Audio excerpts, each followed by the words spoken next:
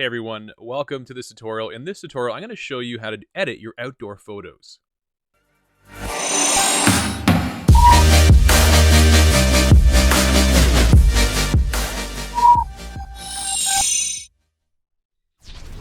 Hey everyone, so this tutorial is on editing outdoor photos. Now, this is from on our Facebook page. I asked people what they wanted to learn, and a friend of mine, Peter Damon, Peter said, hey, or Peter Damon, I'm not sure exactly, from Amsterdam. So pumped I get to see part of Holland, and I've never been there before, even though I've got family there.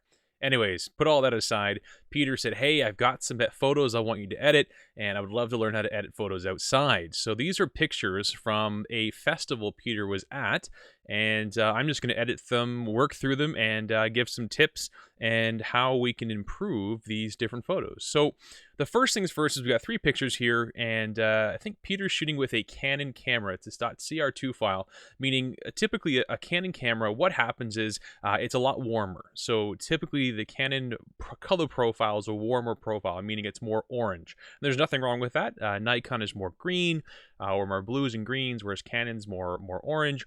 And Peter has taken these just general photos, which is awesome, of three pictures I'm going to edit through. I'm really happy with them. Now, by looking at this here, there's a couple of things I want to do. And the first thing I want to do is I want to straighten it. So I'm going to press my R key and just straighten the picture a little bit. And I'm basing it off this reference line here. And I think that looks pretty good, but there's still a couple of things I'm going to do, because if you notice here, this line is not straight. So before we go into any editing of colors, I want to make sure that my foundational things are fixed. Sometimes I do that at the very end, but today I'm just going to do it right now. So I'm going into my transform panel, and this is an important thing. The transform panel is how you can modify and transform and adjust your angles on a picture, which is great if you're using, let's say, a wide angle lens or a lens that adds distortion.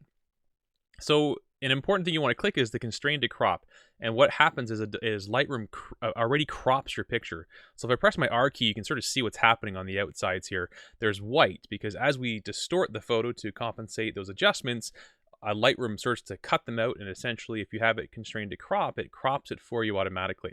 So that looks pretty good. That is a massive line that looks straight. It's sort of my anchor point, and I'm looking pretty good. So the first thing I'm going to do is pull back, meaning reduce down in my white balance here. I'm going to add a bit of blue, meaning I'm going to make it a little bit cooler.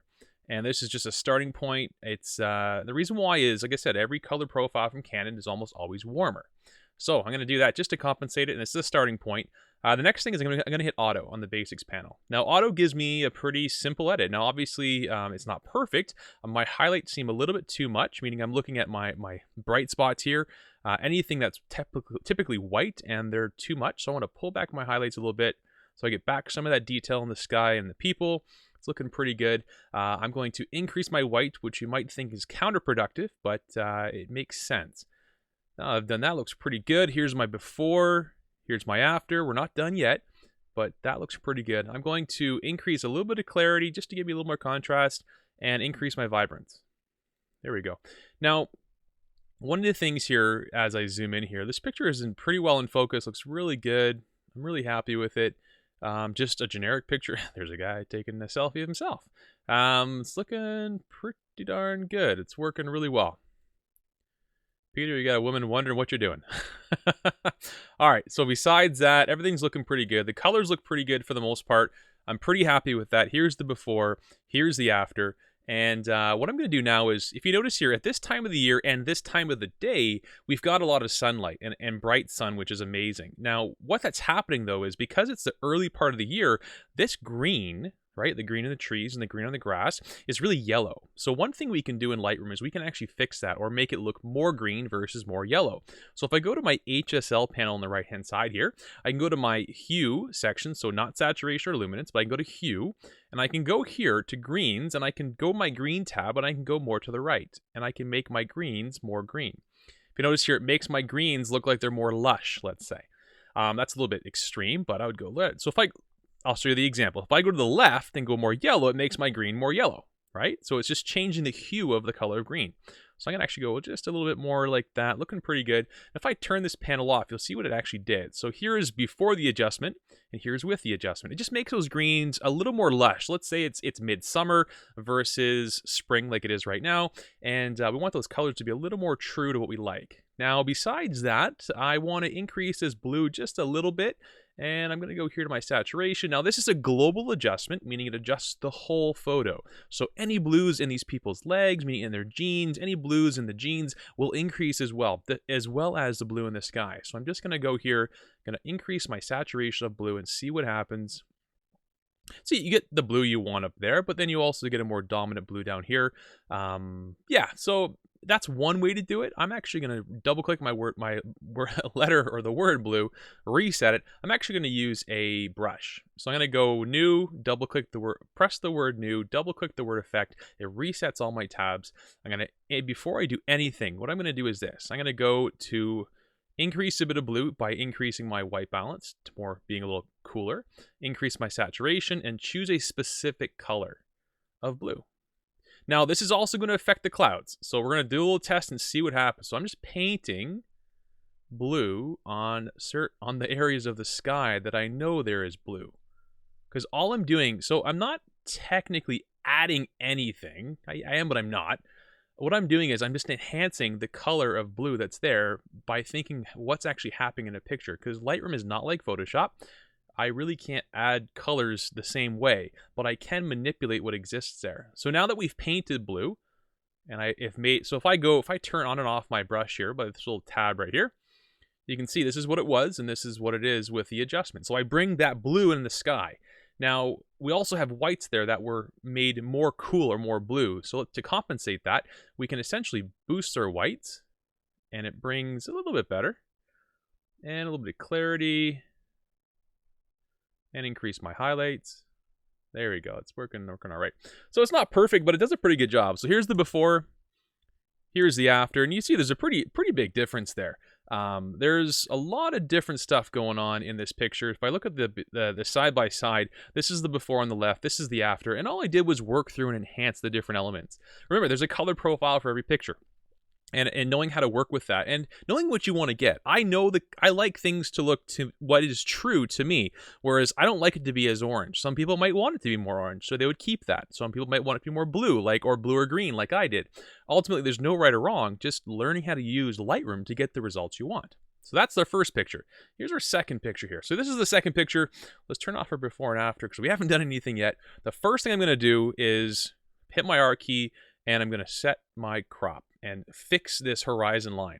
And I'm going to crop it in because, one second here, just the way it's set up, even though Peter's not looking straight on, if he was straight on, he'd be standing over here looking this way.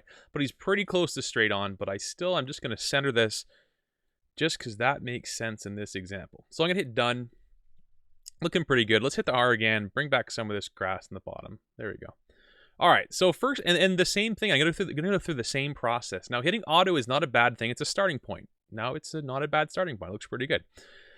I'm going to add some blue because I know my actual, the profile for Canon is a little more orange. So I'm going to bring back that blue. Now, if you notice here, our highlights or our blue sky is a bit washed out. Well, let's actually reduce our highlights, and it brings back a bit of that, which is really good. Then I'm going to increase my whites to add some pop. There we go. Pull back my exposure just a little bit too much. There we go. All right, so it was a couple minor adjustments. The next one is clarity. I'm going to add a little bit of clarity, which means it adds a little more contrast in the different areas and also vibrance to boost those colors. There you go. We've got our friend here. Yep, just hanging out, doing his thing. Little show there for everybody. So, looking pretty good. Now, if you notice here, it looks pretty contrasty, which is good, but if you notice here, it looks really contrasty and the shadows look really dark. And I'm just going to soften those just a little bit. So basically what I'm going to do is go right about here, and it sort of drops those shadows down a little bit. So here's the before and here's the after. And it's just simple things. It's just a couple simple edits that you can apply to any picture. Now, that's looking pretty good. Now, one thing I didn't do to the last picture, which something I do to almost every picture, is automatically I have a sharpening preset that's applied to my pictures. But I want to have a noise reduction to remove a little bit of grain and smooth it out. So I'm going to add a little bit of noise reduction and luminance. And there we go. It smooths out a lot of that stuff. But it's looking really good. Now, there are some blues in this picture, and there's definitely a sky of blue. So what I'm going to do is this. I'm going to go to my HSL panel, and I'm going to make this blue look more blue. So what I'm going to do is this. I'm going to drop the luminance and just try this out. So if you notice here, That doesn't look very real. Yes, it's more dominant, but it doesn't look really real. So what I'm going to do is this. I'm going to increase my saturation of blue. And obviously, the sky comes in more because there's more blue there, but it also affects the blue on the people. Now, this is not a bad example. It does work pretty well. Another way to increase the sky to look more blue is we can increase the saturation a little bit, and we just use the same thing in a brush. Or what we could do is this.